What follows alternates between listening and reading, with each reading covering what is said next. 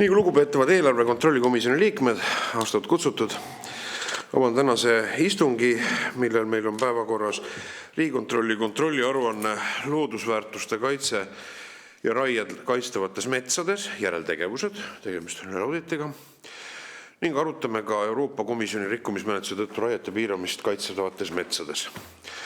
Kutsutud arutelule olid toonane rikkumisteaegne, audis tuvastatud rikkumisteaegne kliimaminister Kristen Michal, kes keeldus osalemast, toonane Kliimaministeeriumi kantsler Keit Kasemets, kes keeldus tänasel koosolekul osalemast, Kliimaministeeriumi elurikkuse kaitse osakonna juhataja asetäitja Taimo Aasma, kes ei keeldunud, vaid on ilusti kohal. Väga meeldiv. Keskkonnaameti peadirektor härra Rainer Vakra,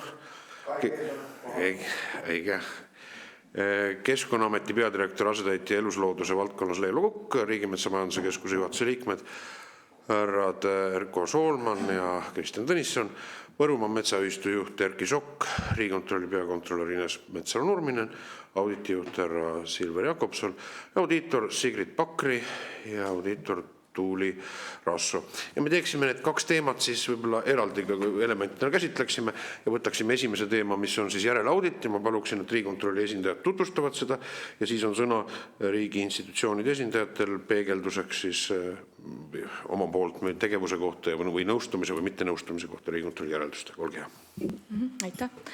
Seekord tõepoolest ei tutvusta mitte uut auditit, vaid 2023. aastal avaldatud ja ka siin komisjonis tutvustatud auditi järeltegevusi. Toona me uurisime kuidas on korraldatud loodusväärtuste kaitse ja raied kaitstavates metsades ja lõppenud aastal pidasime oluliseks tulla teema juurde tagasi, mõneti ajendatuna ka sellest, mis 2024 aasta alguses Pärnu maakonnas toimus ja tahtsime aru saada, kas meie varasemad soovitused on leidnud rakendamist. Olgu öeldud, et juba esimese auditi osas nii Kliimaministeerium kui ka Kliimaministeeriumi valitsemisel asutused jäid erineval seisukohale ja meie tähelepanekutega toona valdavalt ei nõustunud. Aga sellele vaatamata tahtsime aru saada, mis tööprotsessides on vahepeal muutunud ja kas 2024. aasta alguses toimunud raieid võinuks ka ära hoida.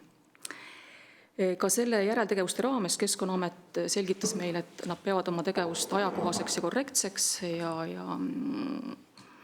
raiete lubamises ka probleeme ei näinud. Etteruttavalt võime öelda, et selle seisukoha on Riigikontrollist keeruline nõusta, sest raske on aru saada, mis selles protsessis õigesti läks või hästi läks. Rail Balticu ajakava, mis on teadaolevalt olnud pikalt nihkes ja on kriitiline, nihkus veel poole aasta võrra. Ekspertide poolt loodusväärtuste kaitseks väärtuslikuks peetud metsad said maha raiutud, seda elupaika seal kohas, kus algselt loodeti seda saavutada, ei ole enam. Ja siis omakorda raiete asendamiseks kaitse alla võetud piirkond on pindala mõttes kordades suurem kui algselt planeeritud, mis tähendab seda, et ka metsa majandamisest läks välja rohkem hektareid metsa, kui algselt loodeti või arvati, et see on võimalik. Minu kolleeg Silver Jakobson räägib, mis on faktilised asjaolud, mida me järeltegevuste raames tuvastasime, mis on need soovitused, mis mõneti korduvad juba 2 aastat tagasi tehtud soovitused.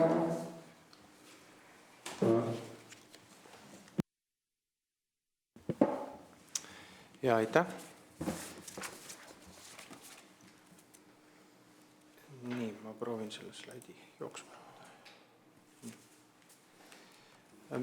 Tööfookusest peakontrolör juba mainis. Vaatasime Rail Balticu hüvitusaladel toimunud raieid ja erinevate osapoolte rolle selles, Keskkonnaameti tegevust, Riigimetsa Majandamise tegevust, Riigimajandamise Keskuse tegevust. Põhiprobleemid, mida me töös käsitlesime ja mida tegelikult käsitles ka 2023. aastal avaldatud audit, on see, et loodusväärtust ei jõuta kaitse alla võtta enne, kui kahju tekib, ehk et kui mets maha raiutakse, kui see mets on mingisuguse liigi või linnu elupaigaks.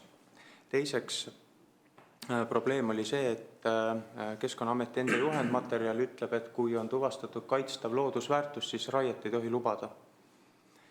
ja sellest ei peetud kinni. Ja kolmandaks, Keskkonnaamet raielubade menetlemisel raiete mõjusid ja kumulatiivseid mõjusid ei hinda. See oli siis lähtepunkt ja kuna Rail Baltica kaasus ilmnes aasta pärast esimest auditit, kus me olime need probleemid juba tuvastanud, siis tahtsime näha, et mis siis valesti läks. Sest Rail Balticu hüvitusaladeks valitud aladele lubas Keskkonnaamet raied peale, mistõttu alad hävisid ja tuli hakata otsima uusi kompensatsioonialasid. Hiljem selgitan lähemalt ka seda, et mida ütleb loodusdirektiiv ülekaaluka avaliku huviga projekti arendamisel, kui siis ei ole võimalik kompensatsioonialasid leida. Aga siinkohal on paslik meelde tuletada ka Riigikohtu 23. aasta lahendit Päraküla seltsi asjus, kus Riigikohus ütleb, et metsa raieluba on kaalutlusotsus ehk sellele kehtivad haldusmenetluse seaduse nõuded, sealhulgas uurimisprintsiip.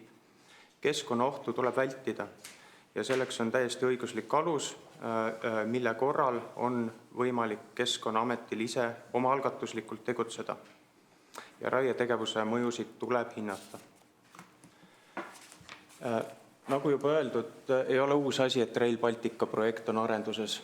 Selleks, et projekti käigus tekkivad probleemid saaksid operatiivselt lahendatud, on 2019. aastast juba käimas koos juhtrühm, Rail Baltica juhtrühm, kus osalevad nii Keskkonnaamet kui ka Riigimetsa Majandamise Keskus oma esindajatega.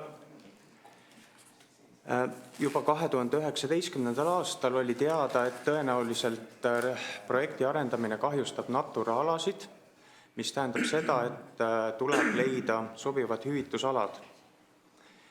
Ja veel selgemaks sai see 2020. aastal, kui Riigikohus tühistas maakonna planeeringu Lõuna-Pärnumaal ehk Pärnust Pärnu-Ikla piiri suunas.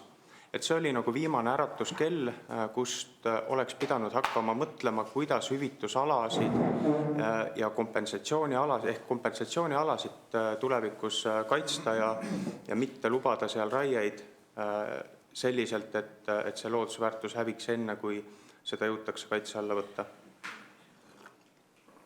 Jällegi asutuste nimekiri, kes siis kõik protsessis osalesid. Vaatamata eeltoodule Keskkonnaamet siiski lubas Rail Baltica projekti kompensatsioonialadel raieid ja tulemuseks siis kahju loodusele, kahju riigi tulundusmetsale, selles mõttes, et tulundusmetsa tuli täiendavalt kaitse alla võtta 443 hektari ulatuses. Ja kui tahta numbritesse, siis panna, et RMK on hinnanud hüvituskava koostamise protsessis majandusmetsa tulundusmetsa alt välja võtmist selliselt, et kui toona oli plaanis 2300 hektarit tulundusmetsa siis reserveerida kompensatsioonialadeks, siis selle väärtus oli 24 miljonit eurot. Nüüd, kui me võtame siis selle 443 hektarit ja kasutame samasugust arvutusvalemit, siis 4-5 miljoni vahele see kahju võis jääda. Ja samamoodi viibis Rail Balticu arendamine. Ma ei tea, kas sellel põhjusel või mitte, seda peaks küsima siis Rail Baltic Estonia käest, on korraldatud ka Lõuna-Pärnumaal teistsugune hankeliik. Lühidalt kokku võtta, Riigimetsa Majandamise Keskus planeeris aladele, mis olid mõeldud Rail Baltica kompensatsioonialadeks ja Keskkonnaamet lubas need raied. Ja tagajärjeks siis majanduslik kahju loodusväärtusele ja Rail Baltica projekti viibimine. Seda, et raieluba või raieloa menetlemisel tuleks lähtuda siis haldusmenetluse seaduses kehtestatud nõuetest ja et metsateatist tuleb menetleda kui kaalutlusotsust. Et me tuvastasime auditis, et Keskkonnaamet seda ei ole teinud ja me tegime testi 2024 jaanuaris väljastatud raielubade kohta ja kui alguses oli Keskkonnaameti väide, et need metsateatised, mis said loa, oli menetlenud robot ehk automaatne süsteem, mis vaatab, et piiranguid ei oleks peal süsteemides ja kui ei ole, siis lubab raied, siis tegelikkuses suurem osa neid raielubasid olid ametnike kaalutleda. Seda, et kas ametnikud, kes raielubasid menetlesid, olid teadlikud Rail Baltica kompensatsioonialadest ehk et seda me ei suutnud tuvastada, aga ilmselgelt oli ametiosakondade vaheline infovahetus puudulik. Natukene juttu ka siis kumulatiivsetest mõjudest ja hindasime ka seda, et raied olid üsna kontsentreeritud.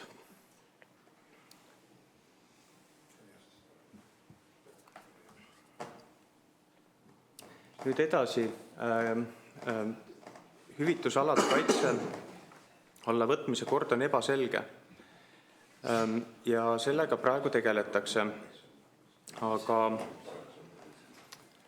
aga arvestades, et Rail Baltica juhtrühm on käinud aastast 2019 koos, Riigikohtu otsus oli 20 aasta, ehk kui võtta tagasi, siis 5 aastat on teada, et õiguslik olukord on ebaselge ja selleks oleks tulnud siis muul moel valmistuda. Ja meie hinnangul õiguslik olukord ei ole ebaselge, selles mõttes, et Keskkonnaamet saab ka praegu kasutades loodusseaduses sätestatud võimalusi loodusobjekti kaitse alla võtmise algatada ka ise, ilma et seda peaks ministeeriumi tasemel kooskõlastama.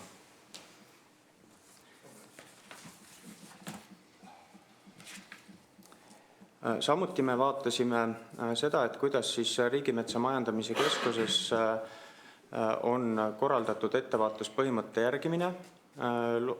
See tähendab seda, et tegevusest, mis võib kahjustada või kahjustab kaitstavat loodusväärtust, tuleb hoiduda. Ja samamoodi tuvastasime, et Riigimetsa Majandamise Keskus, kes oli ühelt poolt osaline nii Rail Baltica juhtrühmas kui ka pidevalt kaasatud planeerimismenetluses, ei suutnud välistada seda, et raied planeeriti aladele, mis olid mõeldud Rail Baltica kompensatsioonialadeks.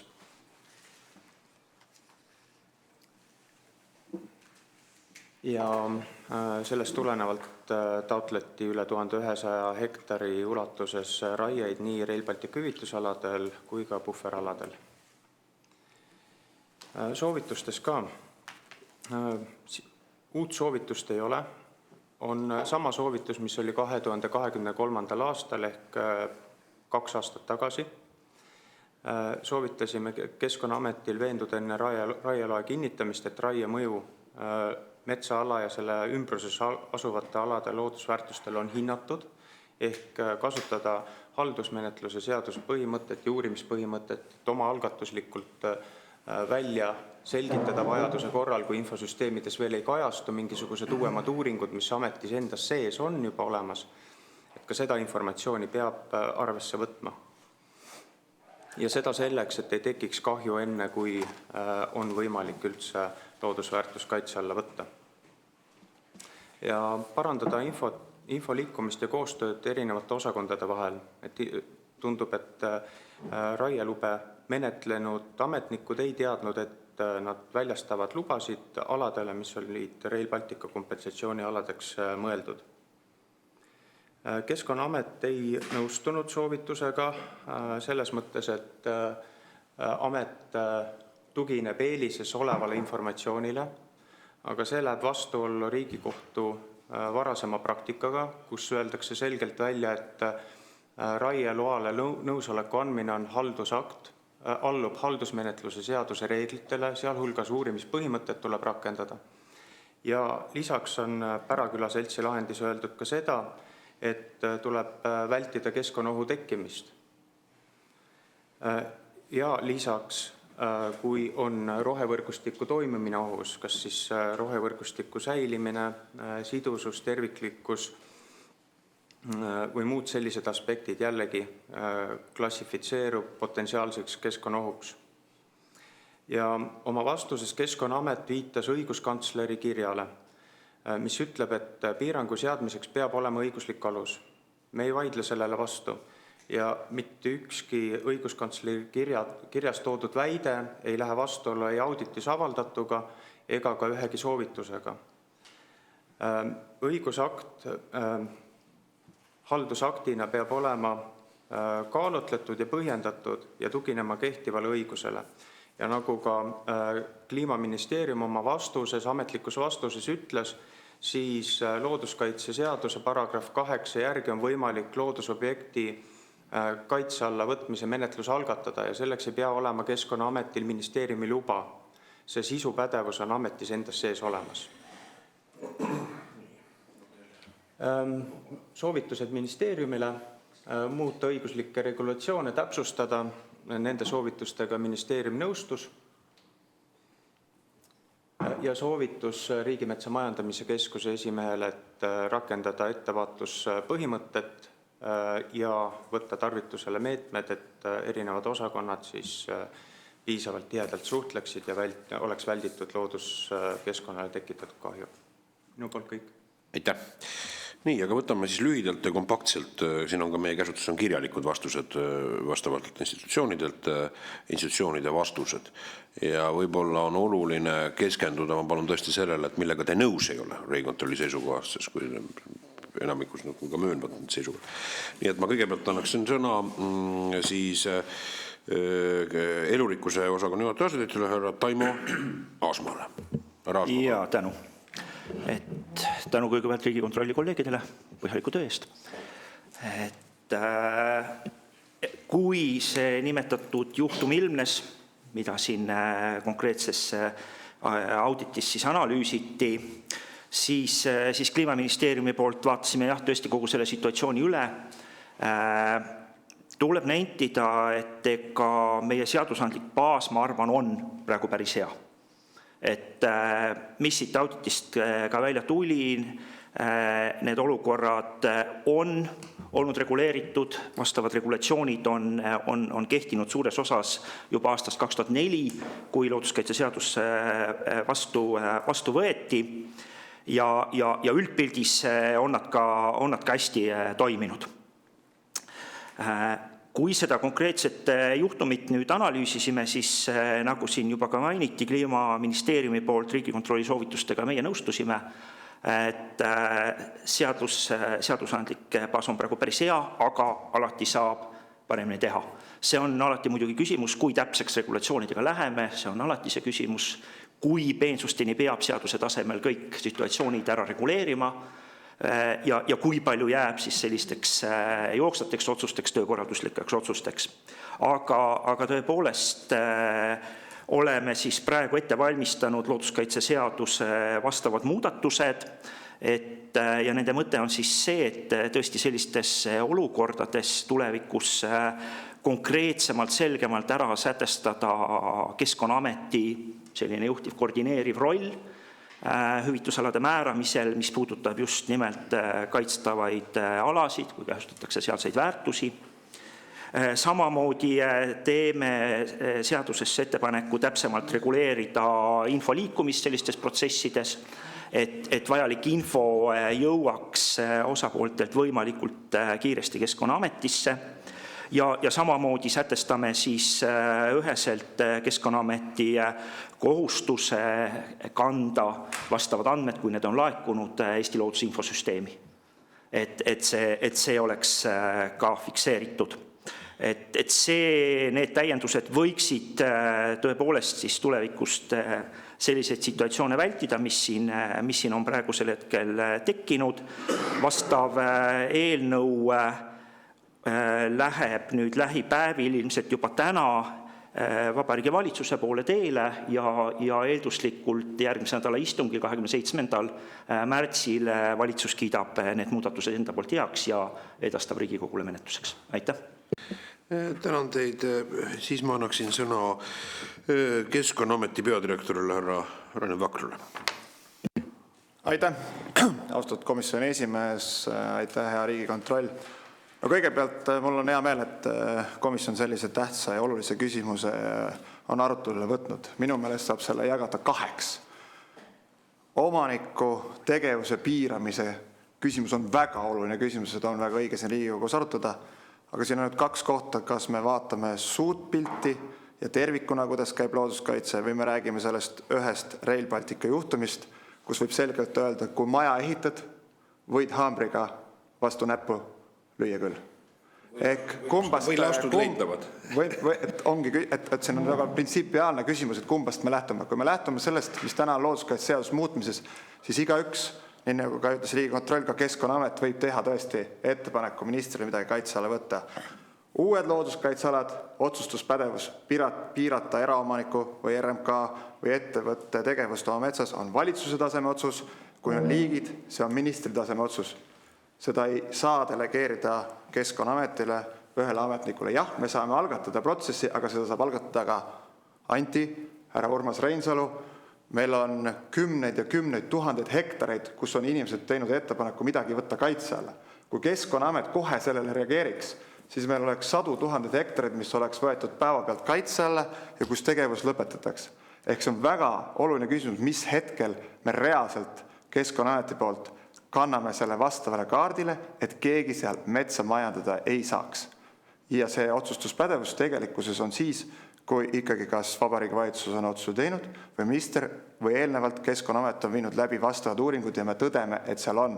Ehk alati on seal teatud ajaline lõtk hetkest, kui Urmas Reinsalu esitab ettepaneku võtta kellegi eramaad, RMK maad, kaitse alla, siis enne kui Keskkonnaamet sinna jõuab, on alati ajane lõtk sees. Vabandan, ma täpselt ma näen ka, et ma lihtsalt, et me oleksime, kontsentreeriksime praeguse kaasusele, et ma saan aru, see on väga ulatuslik edasi, aga ma saan aru, et teie olete seisukohal, kui ma üldistan, ma ei taha teile sõnu suhu panna, Keskkonnaamet midagi valesti teie juhtimise all ei ole teinud ja tegelikkuses need etteheited ei ole relevantsed, mida esitas Riigikontroll. Nii, jah? Ei, konkreetses kaasuses. Nüüd, väga õige, härra Reinsalu. Nüüd läheme konkreetse kaasuse juurde. Ma rääkisin taustast, et kes tegelikult ettepaneku võib teha tõepoolest igaüks. Sealhulgas Keskkonnaamet, kes otsustab, on kas minister või Vabariigi Valitsus. Mitte üksiktasandil ükski ametnik. Räägime konkreetsest kaasusest. Nii et antud juhul teie hinnangul kui minister, et see oli härra Michali küsimus, jah? Ei, kordame härra Reinsalu. Härra esimees, kui te... Vabandust, ma ei sega ja härra Võrka, kus jätkele, ma annan võimaluse jätkata. Ma tahan ka vahele kommentaari öelda, kui härra esimees ütleb, et ma arvan, et siis härra Vakra viitab siin väga olulisele teemale, ehk et me peame vaatama, aga ma arvan, suure pildi vaates oligi see väga õige, millest alustada, et me peame vaatama ka siin maaomanike õigusi, et kui see nii on, et meil on 10 000 hektarite eest ettepanekuid, igaüks saab ettepaneku teha midagi kaitse alla võtta, siis kui me need hetkest kohe kaitse alla võtaks ühe ametniku poolt Keskkonnaametis või paneks sinna piirangu peale, siis see kahjustab väga tugevalt nende maaomanike õigusi, kes soovivad oma vara seal vabalt vallata ja kasutada ja käsutada. Ehk et ma arvan, see oli asjakohane märkus, et me vaataksime laiemalt ja et me ei satuks hoogu sellega, et me piirame inimeste võimalusi oma vara kasutada ja majandada. Aitäh, härra komisjoni liige toetusest. Väga konkreetne näide, 2 aastat tagasi tehti ettepanek Hiiumaal 20 000 hektarit seda kaitsela, mis põhimõtteliselt seiskas kogu Hiiumaa metsamajase. Siit edasi, järgmine kord, ma arvan, teeme jätkuistungi austatud komisjoni liikmetega, arutame, kuidas siis seda suuremalt seda looduskaitse probleemi lahendada, aga need lahendused on olemas looduskaitseseaduses. Need on tulemas siia majja lähiajal. Seal on ka see, et edaspidi Keskkonnaamet saab valideerida kõiki avaldusi, mida esitatakse ministeeriumisse. Ehk igaüks ei saa sellist avaldust kirjutada, vaid seda saab teha ainult Keskkonnaamet. Konkreetse kaasuse puhul loomulikult Keskkonnaamet on eksinud. Nagu ma ütlesin, kes maja ehitab, võib haamriga vastu näppu lüüa, aga vastan Riigikontrollile, mis läks hästi. Hüvitisalade mehhanism on Eestis uus, seda on rakendatud täna Nursipalu, Soodla, Rail Baltica puhul. Aastal 2019 tegelikult, vaatame ajalukku, toonased asutuse juhid antud kontekstis hüvitisalade puhul kokkuleppele ei jõudnud. Keskkonnaamet tegi ettepaneku, mida võiks hüvitusaladena käsitleda. Toonased siis metsamajanduse poolt vaadates öeldi, et ei, see on liiga palju, pole võimalik, ei saa teha. Mis läks hästi, et tõesti nii nagu on 1. aprilli 2024. aasta Kliimaministeeriumi pressiteade, et Kliimaministeerium, Keskkonnaamet, RMK leppisid kokku töökorralduses, kuidas seda teha, ehk me tõepoolest istusime maha, leppisime kokku ja suutsime need hüvitusalad kokku leppida. See tegelikult on 4300 hektarit metsamajandust, mis RMK oma metsaportfellist välja võttis, on iga hektar loeb. Selle käigus, ma kordan, aastast 2019 käis protsess kuni aastani 2023-2024, tõepoolest veel viimases infovahetuses 17 hektarit 4300-st võeti maha. See on maja ehituses see, et keegi lööb haamriga vastu näppe ja see kindlasti oli viga. Seda oleks saanud vältida, see oli infovahetuse probleem nii RMK kui Keskkonnaameti vahel, aga mis läks hästi oli see, et me tegelikult Rail Balticaga saime edasi minna. Meil on Rail Balticaga väga hea koostöö, ehk alati on Eesti ühiskonnas võimalik, kui midagi on halvasti, siis sajakesi näidata näpuga, et midagi on kehvasti ja kui midagi hästi ei ütle mitte keegi, siis mina tänan RMK-d, Mikk Marranit ja tema meeskonda, Rail Balticat, ministeeriumit, Keskkonnaametit, me tegelikult suutsime need hüvitusalad leida.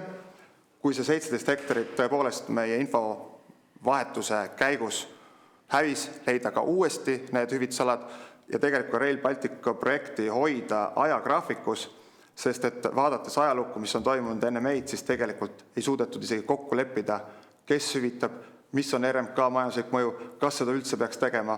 Ehk see on tegelikult see, mis läks üldse protsessis hästi. See koht 17 hektarit tõesti halb, et see nii juhtus, aga lõppkokkuvõttes lühidalt kokku, kuna härra Reinsalu ootab ka sõna andmist teistele, siis te olete kõik loodussõbrad nagu mina siin, siis metsisel Eestil läheb aina paremini. Metsised hinnatakse ainult isaste mängivate kukkede järgi. Eestis on hetkel 1500 mängivat kukke ja kui me siin täna räägime 17 hektarist, siis kõikidele loodussõpradele, kui on avalik istung, tuleb meelde tuletada, et Eestis on 275 000 hektarit metsise jaoks kaitse all. Ja me loodame, et me saame sellise metsise leviku ja trendi, mis on olnud pigem negatiivne, täna ta on peatunud tulevikus kõrgemale, nii et kõigile metsise sõpradele, kes on lugenud ka Riigikontrolli pressiteadet või valutavad südant või ei saa magada, siis ma saan öelda, et Eesti riigis on asjad kontrolli all, me oleme lähiajal võtmas vastu ka uut metsise kava, mida me kindlasti oleme valmis tulema ka komisjonile tutvustama. Aitäh! No, aitäh ka sellise positiivse noodi eest.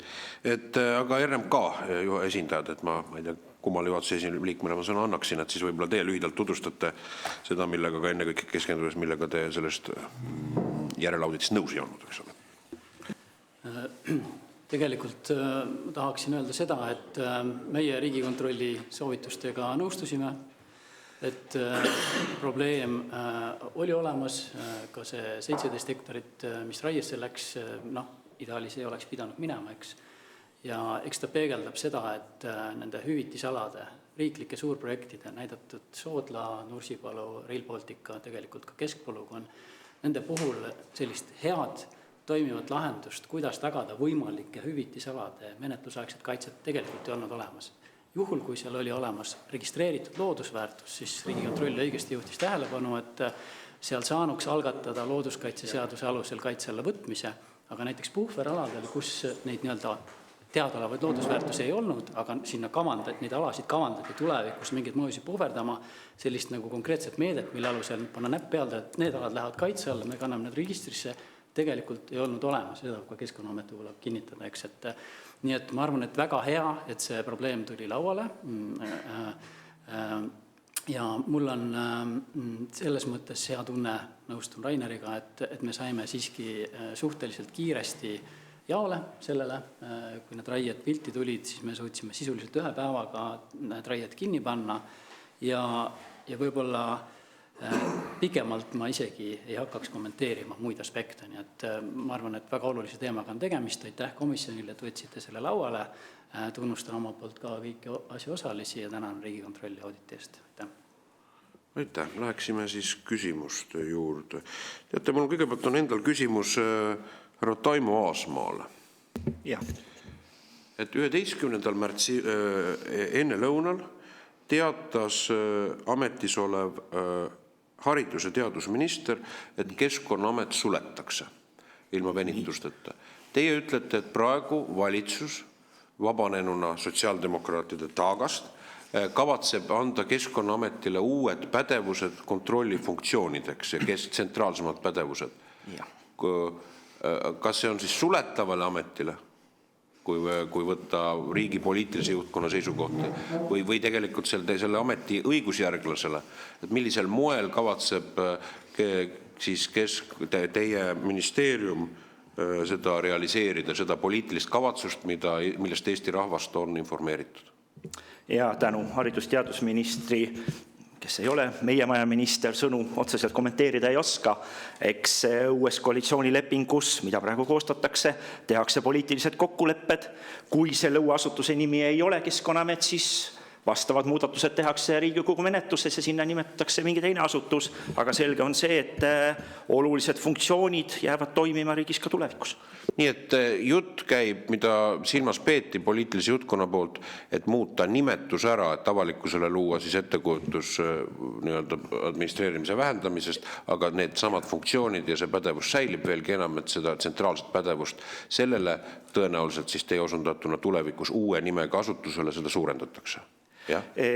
Seda mitte, kas tulevikus saab olema uue nimega asutus, ei tea, seda mina praegu ei oska öelda, see jääb ilmselt Riigikogu otsuseks vastavate õigusaktide muutmisel, et praeguse eelnõuga, mille me saadame valitsusse, on asutuse nimeks jätkuvalt Keskkonnaamet. Ja, aga ma täpsustan veel üle, kas selle eelnõuga, mida te saate valitsusele, korrektselt mainist, et täna siis proua Alender peaks seda allkirjastama või kuidas see protseduuriliselt käib, et siis tegelikult Keskkonnaameti pädevusi ja koordineerivat rolli suurendatakse, kas ma sõnast Vastab tõele, nii on. Nii et selle administreeriva bürokraatia pädevusi suurendatakse, see on siis see kavatsus, mida proua Alender teeb.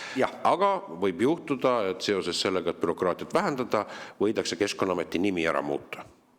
Kui see parlament see on alati võimalik. Selge, aitäh, me saime selguse nüüd valitsuse kavatsustest. Härra Reinaas ja siis proua või härra Allas. Mulle tundub see diskussioon tõepoolest väga asjakohane, sellepärast et umbes poole tunni jooksul, mida ma tänasel komisjoni istungil viibisin, tundub mulle üha rohkem uue valitsuse plaan vähendada regulatsioone ja läbi selle ka bürokraatiat üha ajakohasem ja ajakohasem. Et ma arvan, et mitte keegi ei hakka ju praegu valitsuses lihtsalt mingeid ametinimetusi ja ameteid ümber nimetama, vaid ma arvan, et ilmselt plaan on ju selgelt regulatsioone ja mõttetuid regulatsioone vähendada. Selge, härra Allas. Aitäh, et minul on küsimus, võib-olla väike kommentaar ka, et äkki, ma ei tea, Keskkonnaameti poolt või ministeeriumi poolt selgitage, et kuidas see on, et kui tegemist oli 17 hektariga, aga lõpuks sellest hiljem sai nagu nende kompensatsioonialadena mitusada hektarit, et mis see põhjus on, sama mure on ju ka Nursipalu puhul, kus siis ütleme nii, et olles ka teadlik, et kaitseväljadel nagu see teatud mõttes see looduslik elu säilib, et tegelikult piirkonna inimesed on nagu väga mures, et ühtepidi loodusväärtuste säilimine on oluline, aga et ka inimesed tahavad elada ja metsa majandada, et kas need alade suurused on põhjendatud, mis siis kompensatsioonialadeks võetakse, et palun kirjeldage seda, aitäh. Aitäh, väga hea küsimus, et see on see koht, mida tegelikult Taimo Aasma küll väga pehmelt ja ma ei tea, kas see on Keskkonnaamet või mingi muu nimega asutus, saab selle rolli ikkagi valideerida ja hinnata, et täna ta on väga spetsialisti keskne, kui spetsialist ütleb, et piltlikult öeldes täna hävitatakse Metsise jaoks tema üks korter, aga lähedal ühtegi sellises suuruses korterit ei ole selleks, et seda korteri mahtu kokku saada. Peame panema 10 väikest, ehk siis näiteks seesama näide 17 hektari puhul 243 hektarit kompensatsiooni, ehk see on puhtalt spetsialisti keskne, kes seda teeb ja Keskkonnaameti võimalus selle üle vaielda ja argumenteerida on olemas, aga selgelt väiksem seda osa tegelikult tänase seadusandlusega muudetakse. Miks konkreetselt Nursipalus, siis see tegelikult lihtsustatult Metsise eksperdina see 17 hektarit oli nagu Šveitsi juustek, ta oli erinevate aukudena ja tekitas sinna sektorit, kus tegelikult see ala, kus metsis ei saanud elada, oli tegelikult laiem kui see konkreetselt 17 hektarit. Seetõttu see vahetus ei toimu hektar per hektar. Aga Keskkonnaameti poole pealt oleks kommentaar Lelo Kukelga, mis puudutab neid raieteatisi ja nende menetlust. Ka see on väga oluline koht, kuidas riigi halduskoormust koomale tõmmata ja me tegelikult Keskkonnaametis oleme näinud just väga palju vaeva, et inimese laualt seda maha saada, et see käiks metsa omanikule võimalikult kiiresti ja et seda teeks robot, aga siit käis see korra läbi, et Lelo, ole hea korra kommenteeri seda. Kui te suudate ühe lausega selle formuleerida?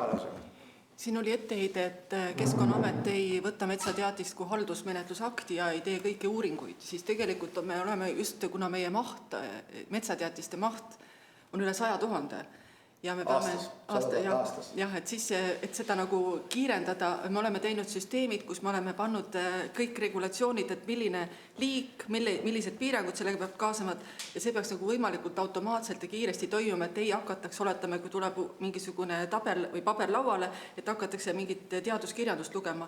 Me oleme teinud sellised süsteemid, tabelid, need on kõik avalikkusele näha, et riik oleks ka läbinähtav, miks me mingisuguse otsuse teeme. Ja üks hästi oluline asi, mis siin oli, et käis korra läbi, et kui on liik, et kohe raiekeeld. Ei, me alati vaatame, millist raiet seal võib lubada ja mõned liigid taluvad raiet ja me ei ole absoluutse raiekeeluga alati. Et seda tuleb ka vaadata.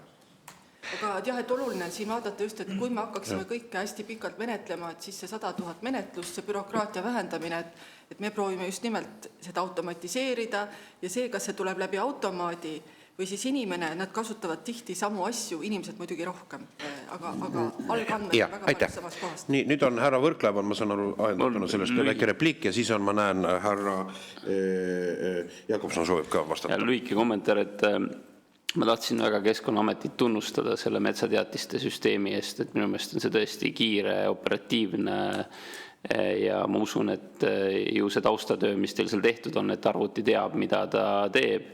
Ehk et minu meelest on see suurpärane näide sellest, et digiriigis saab asju kiiremini teha bürokraatia vabamalt, et inimene ei pea igale poole sekkuma ju seal, kus on need nii-öelda väärtused, kaitseväärtused suuremad, ju ta seal sekkub ka, aga minu tunnustus selle eest, jah.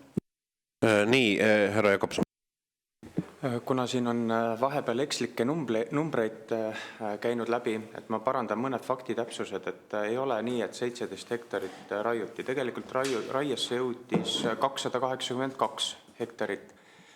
Raielube väljastati 1183 hektarile ja see 17 oli tõesti kõige väärtuslikum ala, mille tõttu tuli võtta kaitse alla täiendav 443 hektarit.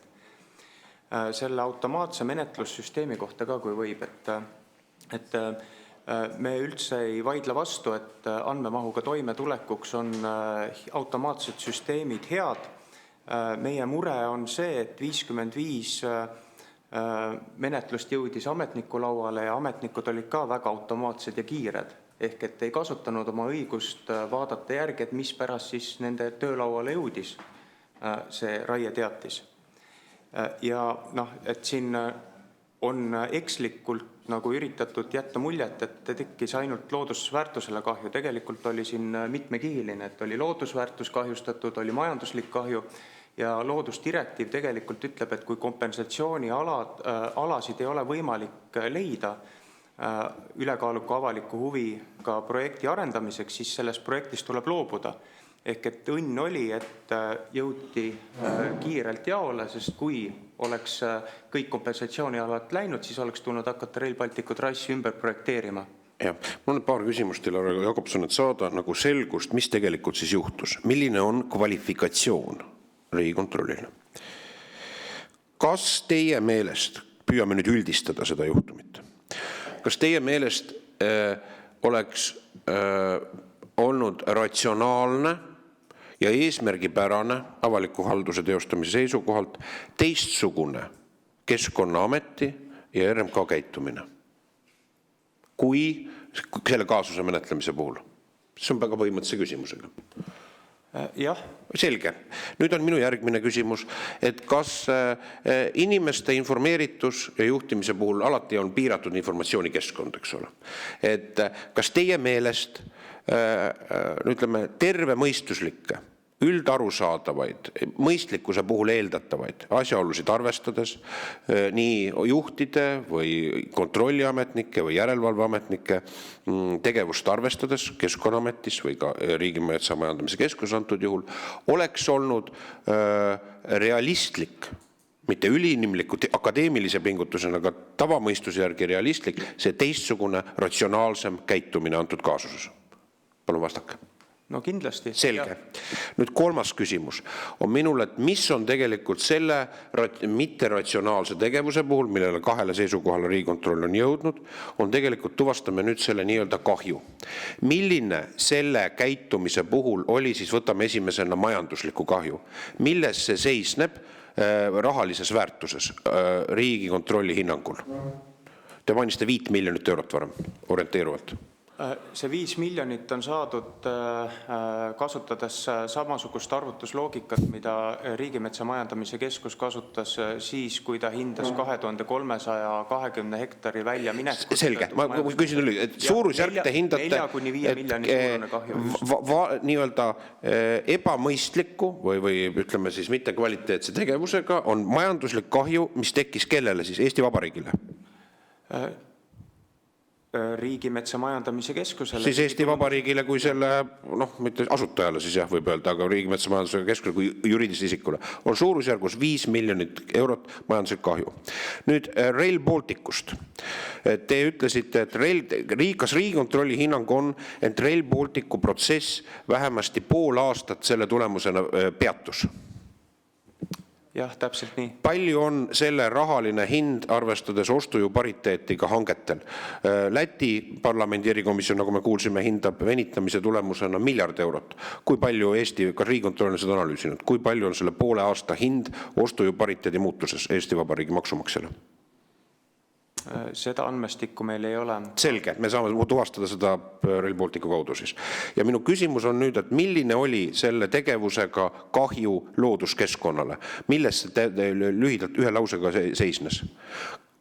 Kõige väärtuslikumad metsise püsielupaigad või õigemini plaanitavad püsielupaigad hävinesid. Aga väide sellele, et meid Eesti upub metsistesse, mis seal oli metsise kukkedesse, nagu viitas 1500, et kuidas te seda Riigikontroll kommenteerib, kas siis väärtuslik metsise elupaik on hävinenud, on see siis taastamatu või vastupidi, valitseb metsist, ei ole mitte defitsiidi olukord, vaid nii-öelda ülepakkumine metsise turul, nii-öelda härra Reinas siin on lõbus meil. Ja.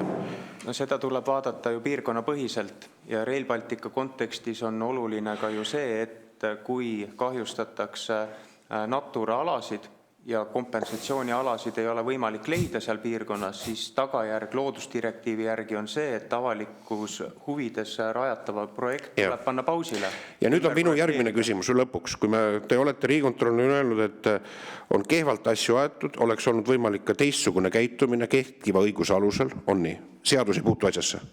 Ja just. Selge. On 5 miljonit eurot kahju tekitatud majanduslikult, Rail Balticu projekt on veninud pool aastat ja see, metsiste küsimus, see läheb väga annonseerituks, aga ma saan aru, et piirkondlikult on see kahjustunud. Ja nüüd on minu küsimus Riigikontrollile, teile härra Jakobson. Kas need ütlused, mida meile on öelnud, et tegelikkuses on esitatud väited ühelt poolt, et kõik on korras ja samal ajal tegelikult Riigikontrolliga oleks nõus, aga samal ajal tuleb asju muuta. Kas need ütlused samade inimeste, meeste ja naiste poolt või nende esindajate poolt, kelle tulemusel on see juhtimiskeskkond on selline olnud, mis on viinud vähemalt Riigikontrolli omistatuna siis nende järeldusteni, annavad teile eeldust ja kindlust Riigikontrolli puhul välisaudiitorina Eesti Vabariigile, avalikkusele kinnitada, et need vead ei või uuesti ilmneda. Kas me näeme, et on juhtimiskvaliteet ja ka kontrollikeskkond nendes organisatsioonides loodud sellisena nüüd, mis lubab väita, et sellist kahju tekitamist, venitamist tegelikkuses sellisel kujul ei juhtu? Härra Jakobson.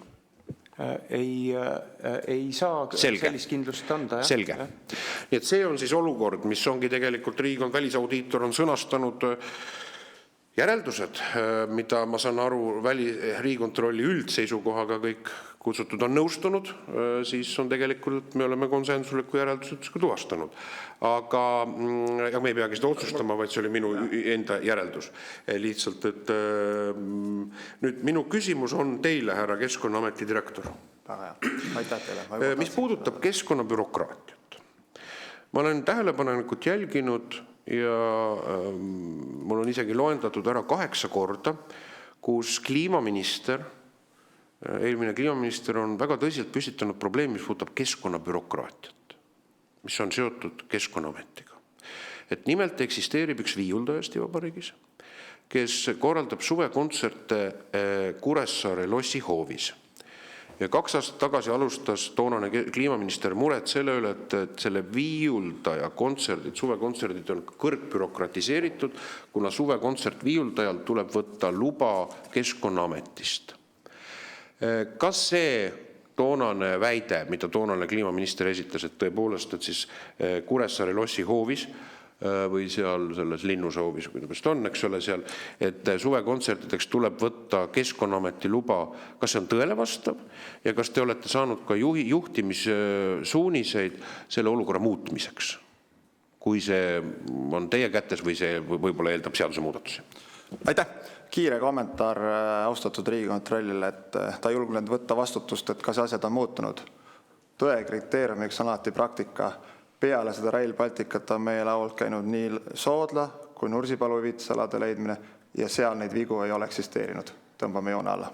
Nii, punkt. Vastab tõele.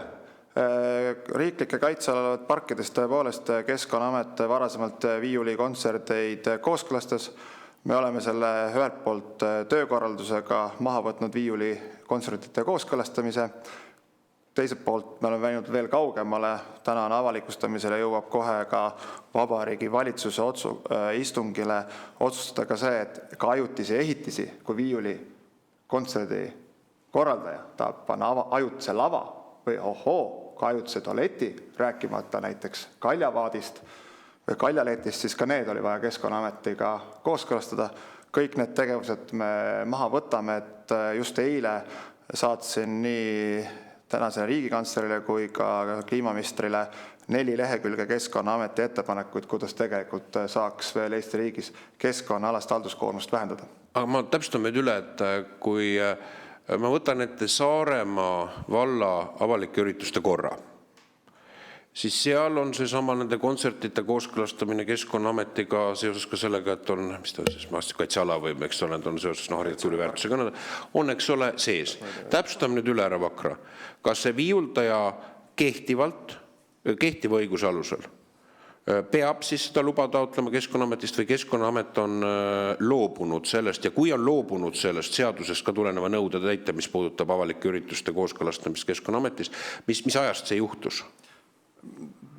Fakti täpneb Riigikogus alati, tegemist ei ole seadusest, vaid määrusest tuleneva nõudega, aga nagu Rainer ütles, et me oleme praegu proovinud seda korralduslikult maha võtta, et me oleme sõlminud kohalike omavalitsuste üksustega, sealhulgas Tallinna linnaga kokkulepped, et kui tegemist on pargiga, siis enne külastamiseks ette valmistatud koht ja meil on teatud sellised üldtingimused, mida nad võiks kasutada, kui nemad annavad loa ja meie enam seal ei sekku. Aga me oleme teinud ka määruse muutmise ettepaneku, mis läheb nüüd avalikustamisele, sest me peame kõiki kaasama ja pärast seda saab siis määruse ära muutma, kus meid ka ametlikult välja võetakse. Nii kaua proovime korralduslikult seda lahendada. Et ma täpsustan üle, et ma nüüd veidi segaseks läks. Et määruses on kirjas, et te peate kooskõlastama. Ja siis teie olete sellest määrusest tulenevalt kohustusest ise loobunud. Me ei ole taandunud. Samas määruses on kirjas 2 punkti. Ei tea, kes neid seadused ja määruseid teeb. Eks selle osas saame siin pikemalt filosofeerida, aga samas määruses on 2 punkti. Ühelt poolt, et tuleb Keskkonnaametiga kooskõlastada ja kooskõlastama ei pea siis, kui see on vastavaks tegevuseks juba ette nähtud koht. Näiteks, kui on RMK-l spetsiaalne koht, kus on juba lõkketegevus lubatud kaardi peal, see on telkimiseks ette määratud koht ka kaitsealal, siis eraldi ei pea meie käest luba võtma. Kui seda sooviks teha väljapool seda ala, siis peaks meie käest loa võtma. Tegelikult selge peaga mõeldes, analüüsides, nii nagu ka täna siin komisjonis arutades erinevaid häid mõtteid Riigikontrollilt, on tegelikult osapooled aru saanud, et park ka Lossi park tegelikult on juba selleks ürituseks ette nähtud ala, et see, et varasemalt ajalooliselt on seda tõlgendatud määrus selliselt, ei ole õige, aga me oleme läinud sellest veel kaugemale, et mitte ainuüksi viiuldaja ei seda kontserti seal korralda, vaid ta saaks ka oma lava, oma tualeti, oma õllevaadi tuua ilma Keskkonnaameti koos selleks. Ja ma täpsustan veel üle, ja mis ajast see halduspraktika Keskkonnaametil muutus? Selle aasta algusest, ma arvan kindlasti. Selle aasta algusest. No, me oleme neid pikalt läbirääkimisi pidanud ja ma täpsustan, et tegelikult see, et Keskkonnaamet annab kooskõlastuse, see ei tähenda, et me anname ühekordselt, me võime anda seal pikemaks perioodiks ja me oleme kõiki neid võimalusi proovinud kasutada, et me vastaksime seadusele, aga halduskoormust oleks vähem. Et selle aasta algusest see tõlgendate nii-öelda seda erandit püsiva korraga, siis olete kohaliku omavalitsustele andnud selle kohase kirja? Oleme peaministri poolt püstitatud ülesande lahendanud 100% selle aasta algusest, paljudes omavalitsustest ka juba varem. Aitäh. Nii et Kuressaare kohta oli see selle aasta algusest või mille kohta ütlesid selle aasta algusest? Antud juhul, kui me räägime täpselt kuupäevast, siis me peame komisjoni esimeest seda hiljem kirjalikult teavitama, mis hetkel me oleme seda kokku leppinud. Selge. See on olnud 2 aastat kestnud võitlus. Ma sellepärast juhingi tähelepanu. Bürokraatiaga võitlus, härra Reinsalu, ei olegi lihtne. Seda on Keskkonnaamet, nagu me ütlesime, eile saatsime 4 lehekülge erinevaid ettepanekuid.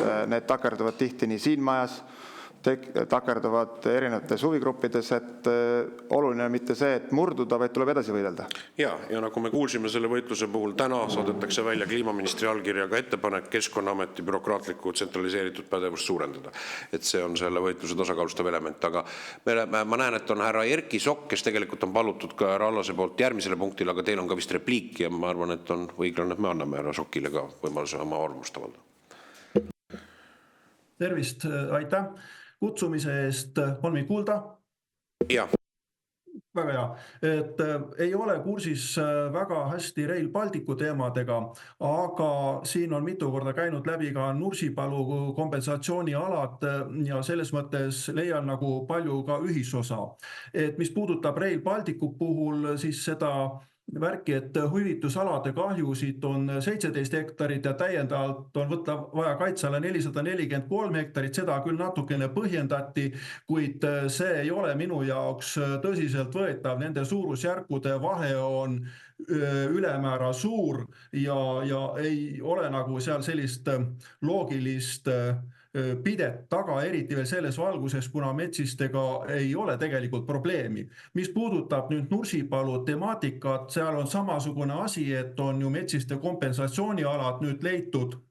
Me teadsime, et seal on olemas metsiseid Nursipalu vanal territooriumil, nüüd lisandus sinna uut territooriumi juurde ja nüüd väidetakse ja arvatakse, et justkui see kogu Nursipalu territoorium oleks paksult metsistega kaetud ja on leitud siis need kompensatsioonialad sama suures väärtuses, sama suuruses hulgas, nagu on siis see Nursipalu.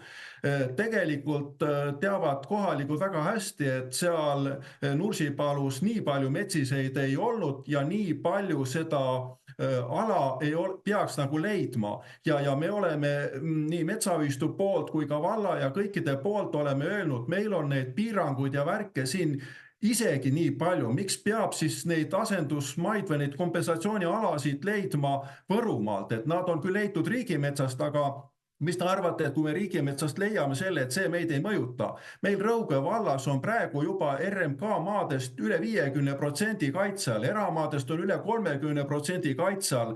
Ma ootan praegu Keskkonnaametist teabenõudele vastust, et saada täpseid numbreid. Me ei saa enam hakkama, meie elu on nii tugevasti häiritud, et neid kitsendusi tuleb juurde. Juba praegu oli need protsendid üle 30, lisame metsised, lisame igasugu elupaiku ja värke, et me tõsiselt juba peame astuma samme järgmises suunas, et kuidas me saame koha peal elada, kui me ei saa elada. Aitäh! Sokk, te peate ootama ära kliimaseaduse jõustumise. Uus valitsus kavatseb kliimaseaduse jõustada, nii et siis lahenevad ka probleemid, nagu ma aru saan.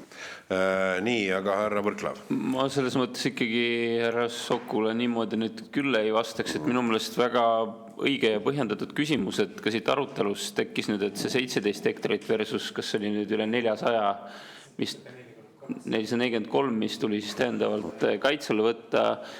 ja Võrumaa meeste mure on selles mõttes ju väga põhjendatud, et ühel hetkel meil seal pole enam inimest, kelle eest seda loodust kaitsta, sellepärast neil pole seal midagi teha, pole tööd, pole leiba. Ehk et äkki, Rainer, sa saaksid ikkagi valgustada või rääkida seda poolt, et miks need alad siis nüüd, need hüvitisalad on nii suured ja kas see on ikkagi põhjendatud või on siin võimalik midagi muuta, sest et ma arvan, selline mõistlik metsamajandamine, inimestel iseendaga hakkama saamine, perele toidu lauale toomine on igal juhul vajalik ja oluline. Siin tuleb, ma arvan, kiiremini seda mõelda, kui nüüd kliimaseadust oodata. Aitäh! Ma tegelikult, kui tohib, austatud komisjoni esimees, ma delegeeriks küll selle vastuse Kliimaministeeriumi esindajale Taimole, aga ma ütlen veel kord juurde, et täna tegelikkuses on seadusmuudatus siia poole teel, kus Keskkonnaamet saab selgelt nende hüvitusalade puhul tugevama jõuõla vaidlustes ekspertidega. Täna see on eksperdi keskne, et kui ekspert ütleb, et metsise see 1 hektarit on niivõrd väärtuslik ala, et kusagil Eestis sellises väärtuses ala ei leita, tuleb võtta 10 hektarit kehvemat ala, siis täna on nii, et ekspert dikteerib seda mängu. Me soovime seda muuta, see on seesama, millele vihjas ka härra Reinsalu, tõepoolest. Eesti riigis käivad paralleelselt asjad, ühelt poolt me bürokraatiat ja halduskoormust vähendame, teiselt poolt saame ülesandeid juurde, aga see muudatus igal juhul oleks oluline ja vajalik. Ja sellest tulenevalt siis tõepoolest need hüvitusalad on kordades suuremad, mis tegelikkuses Nursipalu all kaitse lähevad. Ja me oleme tegelikult käinud seda ka Põhjamaades, Soomes õppimas, nendega koostööd tegemas. See mure on kõikjal, kuidas see arvutus oleks võimalikult täpne, aga Taimole ja täpsusta. Jaa, Rainer tõi enne... Lühidalt mure on arusaadav ja me tegeleme sellega. Rainer tõi ennem korteri näite, meenuks mulle, et võib-olla see selles mõttes ongi hea näide, kuidas ilmestada seda olukorda, et kui meil on korter ja seal kahjustatakse mingit elutähtsat süsteemi ja elektrikilpi, mida ei saa taastada, siis tuleb nentida, et kogu korter muutub elamiskõlbmatuks talvel. Ja see tähendab, et kompenseeritaksegi tegelikult sellega, et sul ei eraldata mitte kusagil elektrikilpi ühesõnaga, vaid tegelikult eraldatakse ikkagi uus korter. Ehk siit tekivad mingid sellised võrdlusmomendid, miks need pindalad ei ole üheselt võrreldavad. Mismoodi me kahjustame, mida me kahjustame ja kui suurt osa see sellest nii-öelda toimivast ökosüsteemist mõjutab. Ja, selge. Aga minu vastus härra Soku küsimusele oli aus.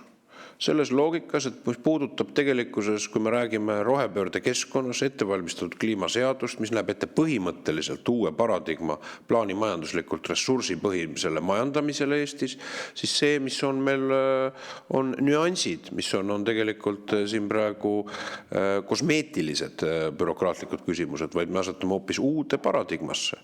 Kahjumatagi Eesti majandamise mõttes, ka metsamajandamise mõttes põhimõtteliselt keerulisemasse paradigmasse. Ja see on loomulikult põhimõtteline probleem. Nii et küsimus nüüd sellest, et ma võtaksin selle päevakorrapunkti kokku ajaliselt ja pärast selle kokkuvõtmist ma annan ka sõna väikseks kommentaariks, kes härra Võrklaevale loodan minu sisuga ühineb, aga selles mõttekäigus oleme me võtnud teadmiseks Riigikontrolli raporti, ma nendin, et siin valitsevad põhimõtteliselt vastakad seisukohad täidesaatvate ametiasutuste suhtes, kelle puhul Riigikontroll on esitanud nii tõsiseid süüdistusi. Ja mul on üleskutse, et need süüdistused, mida Riigikontroll või etteheitjad lauda pani, et Riigikontroll neid vajalikul ka vastutuse tasemel adresseerib.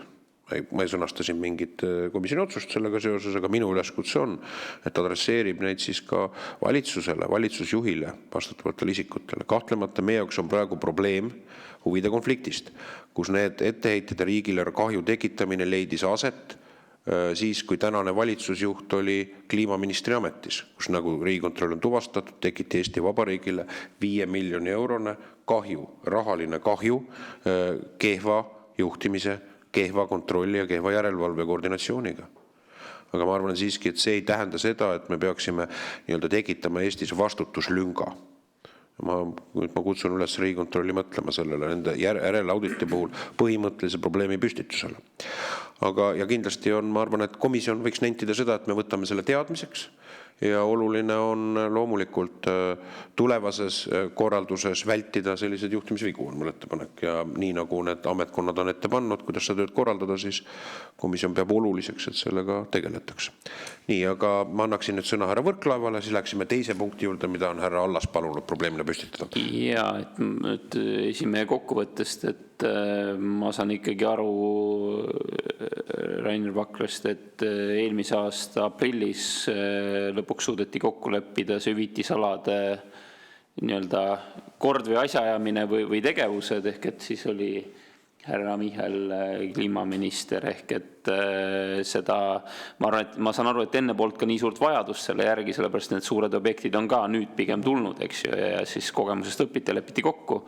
Ehk et see on ka minu meelest vastus sellele, et kui Riigikontroll on kahtlev, et kas asjad võiks olla paremini, siis võiksid olla paremini, aga loomulikult, eks tuleb jälle järelkontroll ja saab seda teada, aga mis ma esimese hooga tahtsin veel lõppu kommenteerida, et see probleem, mille härra Sokk tõstatas, et see ei tulene kliimaseadusest, sest kliimaseadust meil hetkel ei ole, et see on ikkagi kehtiva siis seadusandluse probleem ja kui härra Vakra ütles, et see muudatus tuleb, siis ma loodan küll, et see tuleb võrdlemisi kiiresti ja meil on siin Riigikogus piisavalt tarkust seda siis ka leida see tasakaal ikkagi looduse ja inimese vahel ja see, et inimene saab ka selle looduse kõrval elatud ja hakkama ja teistpidi, et küll lootaks seda siin jah, aga kliimaseadus ma näen hetkel asjasse ei puutu, sest seda isegi ei ole.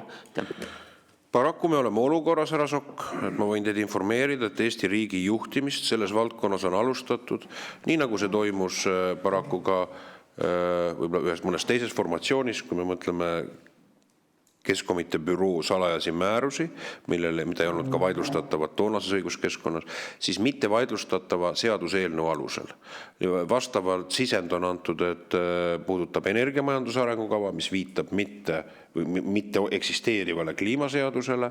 Samamoodi on tegelikult ka parlamendi menetlusse jõudnud seaduseelnõud, kus viidatakse just nimelt keskkonna, ökoloogia valdkonnas, viidatakse kliimaseadusele. Tegelikult riigi juhtimine selles valdkonnas on hakanud muutuma mitte eksisteeriva seaduse alusel.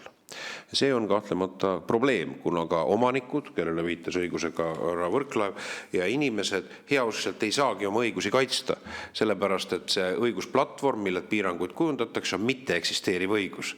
Et sa nii-öelda oled nagu tühjas ruumis ja see on, me jõuame väga keeruka halduspraktikani, aga need on omaette laiad teemad, kus ma härra Võrklaevaga täiesti ühinen, mida tuleb eraldi käsitleda.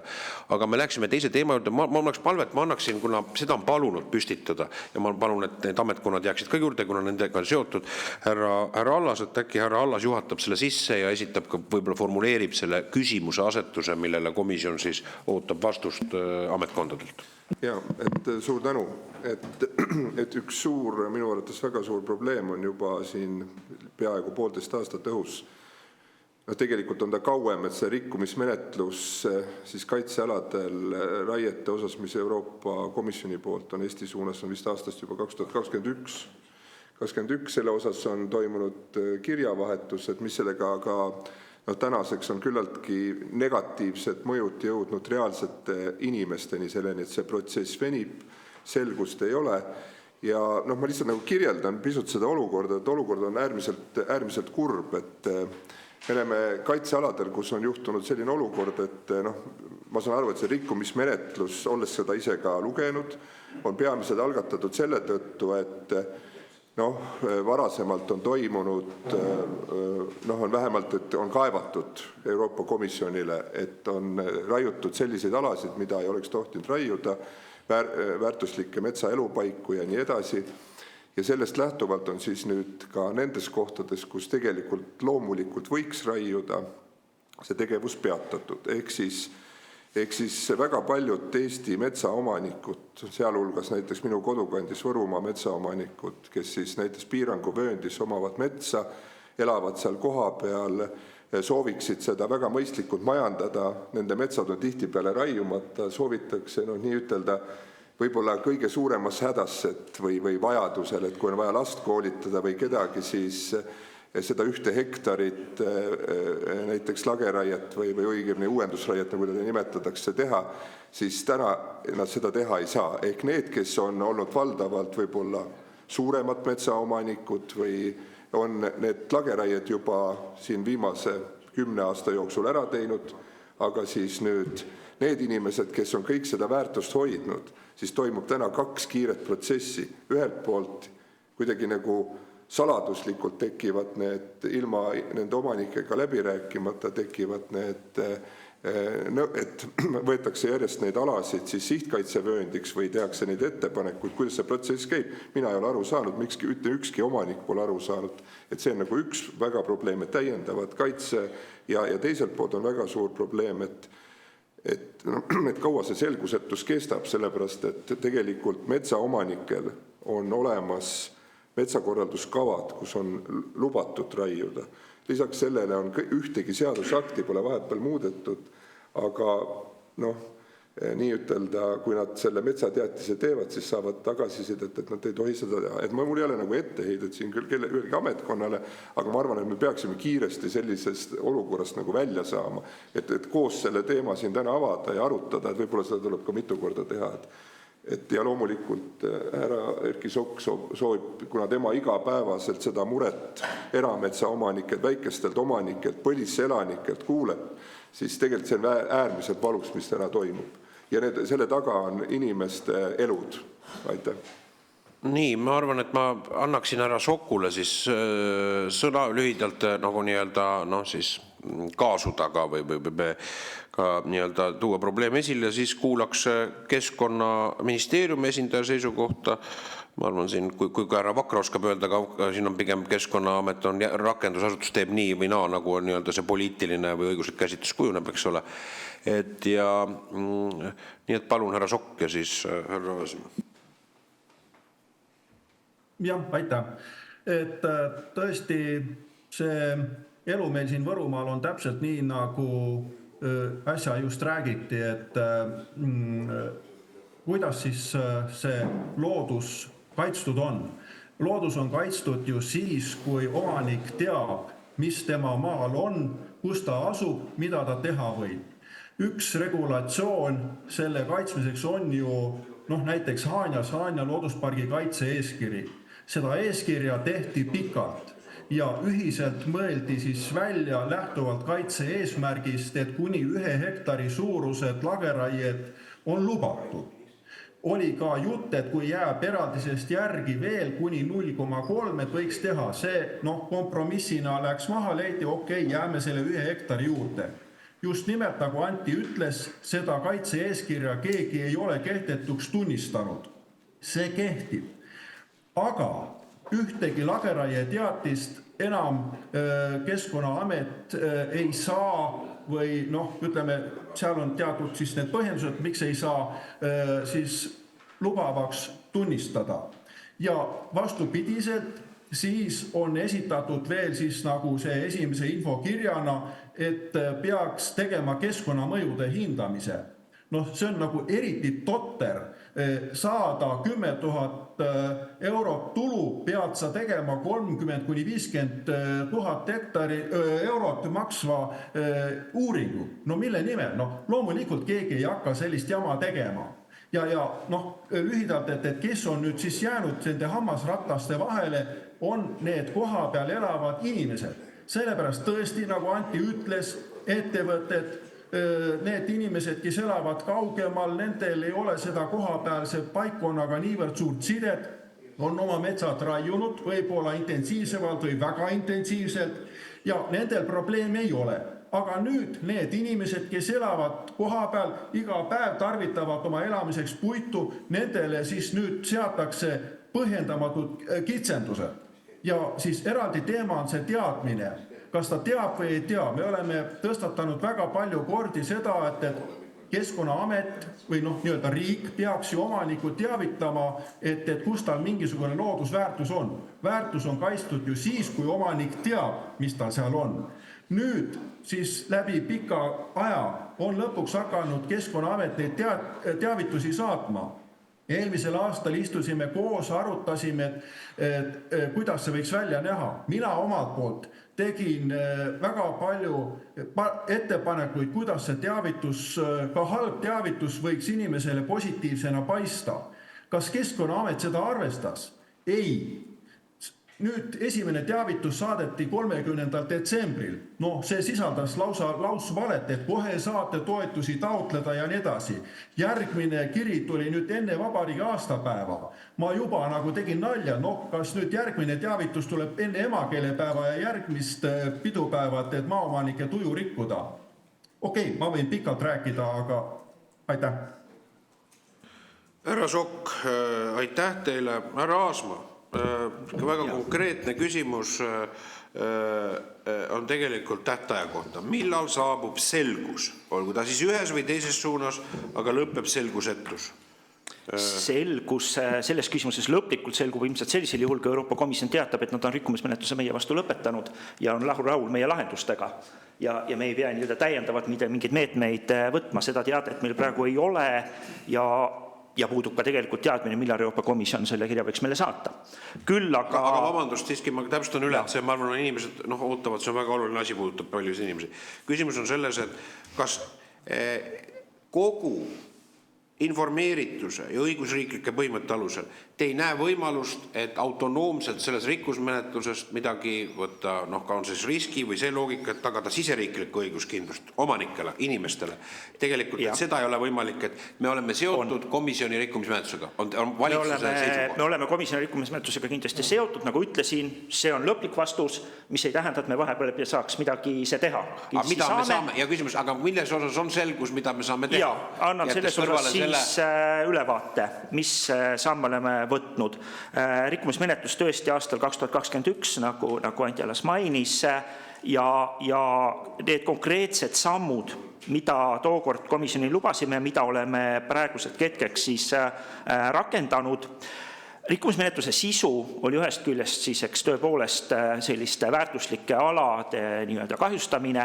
Põhiteema rikkumismenetluses oli see, et Eesti on valesti rakendanud loodusdirektiivi nii-öelda kaalutlus seda kohta. Ehk kui me oleme kaitsealadel teinud otsuseid Keskkonnaameti lihtkaalutlusena, ütleme siis niimoodi, Keskkonnaametil on see õigus olnud, siis komisjoni seisukoht oli, et Keskkonnaamet peab otsusele jõudma läbi mõju hindamise protsessi. Ja see on see, mis on lisanud kogu sellesse igapäeva ellu keerukust ka maaomanike jaoks. Ehk Keskkonnaamet on ka eelmisest aastast metsateatiste puhul vastavalt sellele rikkumismenetlusele nende keskkonnamõju hindamistega alustanud. Mis samme me praegu oleme kavandanud täiendavalt on see, et seesama juba mainitud seaduste pakett, mida valitsus järgmisel nädalal peaks otsustama, sisaldab ka bürokraatia vähendamise punkte selles osas, et just nimelt seda mõjude hindamise protseduure lihtsustada. Et see oleks kiirem, vähem bürokraatlikum, mitte nii palju halduskoormust põhjustav, nagu ta praegusel hetkel on, kus me peame seda siis täismahus keskkonnamõju hindamise tegema, sest Eesti seadusandlik ruum selline praegu paraku on ja nõuab selles osas muutmist. Samamoodi see järgmise nädala pakett sisaldab punkte selle kohta, et tagada üheselt nende väärtuslike elupaikade kaitse. See on olnud üks lahtine koht, kas võib, ei või, kuidas saab. Tahame selle seaduse tasandil konkreetselt ära reguleerida, et see oleks üheselt selge maaomanike jaoks. Ma arvan, et see annab selle õiguskindluse ja selguse ja sellest tulenevalt edasi siis järgmised sammud meie poolt on tõesti juba tegelemine kompensatsioonimeetmetega. Oleme neid ka praegu juba muutnud, juba sellest aastast sellistel rangelt kaitstavatel aladel jooksvat metsatoetust suurendati 160 € hektari kohta. Tulevikuks praegu koos Maaülikooliga töötame välja täiendavaid lahendusi selles osas. Selge. Mul on ettepanek niisugune, et kuulates seda ära, et Raasma esitas asjaolusid, fakte, et võib-olla me teeme, kuna see on ka valitsuse tasemel küsimus, teeksime komisjoni poolt päringu, formuleerides selle probleemi asetuse selguse kohta, Raalas aitaks seda teha, ja komisjoni liikmed vaatavad üle, ja siis teeksime selle kirja, et valitsuse nimel siis selle valdkonna eest vastutav minister annaks käsitluse, et mis ajal, mis juhtub, et me saaksime konkreetsust. Sest olukord, et meil on 4 aastat on menetlus käinud seal määramatus ja nii-öelda elu seisab, osad inimesed on juba väga polegi enam sellel elualal, ma ütlen nii delikaatselt siis, eks ole, kus ootavad selgust, et see ei ole normaalne. Nii, härra Võrklaev. Ja, no kui me eraldi arutelu teeme, siis saab küsida, aga ma küsiks ikkagi kiiresti ära, et Raasmalt, et nüüd see pakett, mis te ütlesite, et tuleb valitsusest, et mis see nüüd sellele maaomanikule täpselt tähendab ja ma tahaks aru saada, et kas seal piirangualadel on nüüd siis vahepeal ikkagi omanikud saanud neid raielube, et seda mõju hindamist on kuidagi Keskkonnaamet siis omad jõududega teinud ilma, et peab neid 10 000 maksma, et mis on hästi lühidalt, mis on see praegune praktika, kas need ongi kõik seisnud kogu aeg või on seal raiud ikkagi saanud metsa majandada ja teine on see, et mis nüüd tavalise metsaomaniku jaoks siis muutub täpselt nii kulu ja aja osas, et kas see paisu tagant midagi läheb ära, et ma arvan, siis on niisugune konkreetne selgus majas, siis see küsimus on, kui kiiresti me selle ära menetleme, aga vähemalt on mingi arusaam, et kuhu me jõuame. Jah, kaks punkti, mida mainisin. Ühest küljest tahame luua selguse tõesti nende kõige väärtuslikumate alade elupaikade kaitse osas, et see on üheselt selge, missugune see kaitsekord seal on, et see ei tekitaks enam maaomanikes küsimusi ega põhjustaks menetluse nii-öelda koormust siis Keskkonnaametile. See ühelt poolt, teisest küljest siis tõesti selle mõju hindamise protseduuri lihtsustamine, mis toob alla selgelt ka neid kulusid, mida härra Sokk mainis, et kui maaomanikul tuleb see mõju hindamine tõesti teha, siis see oleks lihtsam, kiirem, vähem kuluks. Nii, lühike repliik härra Allaselt ja siis härra Sokk. Ja, et mulle tundub, et tegelikult me peaks Eesti riigina ikkagi väga tõsiselt vaidlema nende asjadega, et praegu ma saan aru, et tegelikult ühelt poolt ministeerium kui Keskkonnaamet mingid aastad ju püüdis lihtsalt vaielda ja seda mõju ei tulnud nii ütelda maaomanikel, et selles suhtes ja see 2024. aasta, ma ei tea, mingi märtsikuust algas see mõju on ju. Eks see on nagu fakt, et on püütud, aga muidugi ma saan täna aru, et see, kuhu me oleme täna ka jõudnud ja ma saan aru, et Keskkonnaamet nagu pisut üritab aidata inimesi, et kui ta annab seda mingi hooldus või seda nii ütelda vanade üraski poolt söödud puude mingid raieluba, siis ta peab selleks tegema 7 lehekülge. Nii, selge, väga oluline probleem. See ei peaks olema nii igal juhul. Härra Sokk. Aitäh. Ütleks vastuseks seda, et selle keskkonnamõjude hindamise nõudmine on sama jabur nagu tegemist ei ole selle raie tegemisega midagi eriskummalist või tavatut, et kui sa lähed poest leiba ostma, siis sellepärast ei ole vaja nõuda keskkonnamõjude hindamist. Mis puudutab seda, et kas inimesed on vahepeal raiuda saanud, on see, inimesed on olnud muserdatud väga pikalt seetõttu, et nad ei saa vastuseid. Keskkonnaametis tuleb aina järjest, me ikka ei jõua, annavad uue tähtaja, ikka ei jõua ja niimoodi läheb. Ja kui isegi, viimane üks selline kurioossem näide oli selline, et Keskkonnaamet tegi detsembris ekspertiisotsuse, millega andis loa teha maaomanikul erinevatel eraldistel sanitaarraiet. Ja jaanuaris tegi Keskkonnaamet otsuse, et justkui seal, me ütleme justkui sellepärast, et see ei ole tõestatud, et seal mingisugune elupaik on, omanik ei tea, lihtsalt väidetakse, et kellegi elupaik on avastanud elupaiga. Ja mis siis on? Metsateatis ju kehtetuks sellega ei lähe, et see elupaik on tekkinud. Inimene raiub selle materjali ära, läheb näiteks Graanul Invest väravasse ja koormat vastu ei võeta sellepärast, et tal on elupaik. Elupaik on siis nii-öelda hävinud ja materjali ka turustada ei saa. Ühesõnaga, kulud on tehtud ja kõik. Selge. Nii et ühesõnaga lepiksime nii kokku, et komisjon teeb kirja, härra Allas annab siin, härra Sokk annab võib-olla sisendiga, pakub välja, mis küsimus, et me saaksime, siis siin on räägitud, et selgus on kõlanud läbi ja siis, aga küsimus on selles, et me saaksime aru, et mis asjas me selgust taotleme, mis on kuupäevad, mida valitsus plaanib teha ja millise prognoosiga on. Aga sellega ma võtaksime koosolekutena kokku, aga mul oleks lõpuks üks küsimus härra Vakrale. Härra Vakra ei saanud eelmine kord tulla, kui meil oli arutusel vägagi inspireeriv arutelu oli mootorikütuste siis biolisandi teemadel. Ja seal kerkis esile mootorikütuste juhatuse üks esindaja ütles, et ühel arutelul eelmise aasta suvel, mis kui ma õieti mäletan, oli, et nemad on protokollinud selle härra Vakra lause, et kuna teie ka ameti poole leheküljelise õigusõiendi tulemusena tegelikkuses muutusid miljonite eurode ulatus kohustused turul, 10 miljonid eurod, hullumeelsed rahad. Ja siis tegelikult, et teie olite koosolekul öelnud, et teie ei saa järelevalvemenetlusi teatud tüübilisi rakendada, ma ei taha teile sõnu suhu panna, aga vabas vormis tsiteerin seda, see on ka ajakirjandus olnud, et sellepärast, et teatud poliitikud ei taha kebaabiputkat sulgeda. Ja minu küsimus on, et kas see väide vastas tõele ja kui vastas, kes need poliitikud siis olid, kes teid tegelikult on siis omistatud väite järgi mõjutanud teatud tüüpi järelevalvemenetlustest seaduse kohaldamise üle hoiduma? Aitäh. Aitäh. Kindlasti on tegemist väga värvika keelekasutusega, aga tõlgendus oli antud isiku poole pealt vale. See selgitus tegelikult nüüd nõuab 2 minutit aega ja keskendumist aastat. Aga kas tsitaat oli õige, mis on ka vist meedias ilmunud? Tsitaat ei olnud õige, ta oli selles osas, see lõpp oli õige, mis puudutas kollast kebaabiputkat.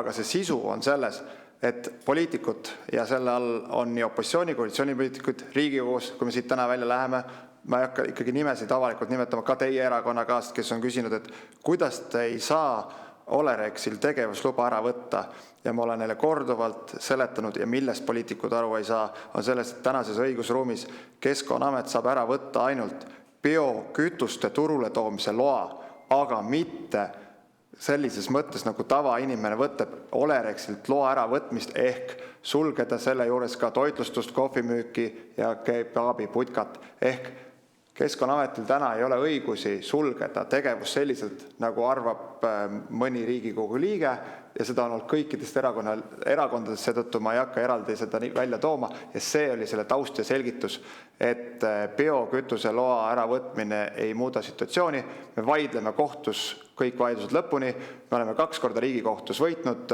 määranud Olerexile Eesti kõigi aegade kõige suurema väärteomenetluse trahvi üle 300 000 euro, täna me vaidleme 6 miljoni üle ja nii nagu ütles ka Olerexi esindaja, kohus on lõppkokkuvõttes see, kes otsustab. Ja, meie ei arutanudki komisjonis, milline ettevõte on süüdi või süüta need õigusvaidlused, mida lahendavad õigusasutused.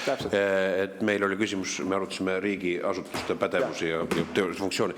Nii et see väide oli tõene, et te ütlesite, et poliitikud ei taha kebaabiputkat kinni panna. Ei, see väide ei olnud tõene. Väide oli tõene, et kasutasin mõistet kebaabiputka, selgitasin olukorda, et ei ole võimalik seda kinni panna, et tegevusloa äravõtmine ei tähenda seda, et tankla, kui Olerexi tegevus suletakse, vaid Keskkonnaamet tänases õigusruumis saab sulgeda ainult ühe väikse osa, mis on biokütus. Väga selge. Teie seisukoht on, et see väide, mis teile on omistatud, et ei vasta tõele. Ma isegi ei teadnud, et seda koosolekut väidetavalt protokollit või mitte, see samasugune tore vestlus nagu mis tahes kohtused Keskkonnaametis, sest meie prioriteediks on klientidega ja inimestega kohtumine. Arusaadav. Selge, sellega on meie koosolek lõppenud. Aitäh kõigile osalemast.